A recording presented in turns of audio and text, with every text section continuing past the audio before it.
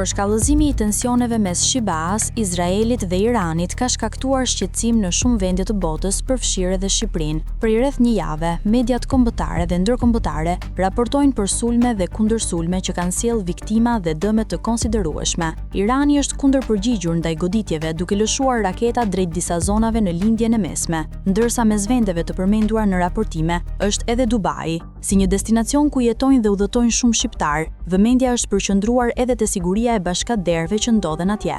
Sipas Ministrisë të Punëve të Jashtme, në Emiratet e Bashkuara Arabe gjenden rreth 3000 shqiptar, prej tyre rreth 1500 janë rezident, ndërsa pjesa tjetër janë turist. Nga këta të fundit, rreth 500 persona janë vetë deklaruar pranë ambasadës shqiptare. Mes shqiptarëve që ndodhen aktualisht në Dubai, janë edhe disa figura të njohura të showbizit. Reperi kosopar Fero reagoi në rrjetet sociale pasi mori shumë mesazhe nga ndjekësit e shqetësuar për sigurinë e tij. Përmes një postimi në Insta Story, ai siguroi se është mirë dhe se nuk ka arsye për panik. Në Dubai ndodhet gjithashtu edhe modelja Arbenita, ish partnerja e Feros, e cila prej kohësh jeton dhe punon atje. Ajo ka bërë të ditur se është në gjendje të mirë dhe se nuk është prekur nga situata.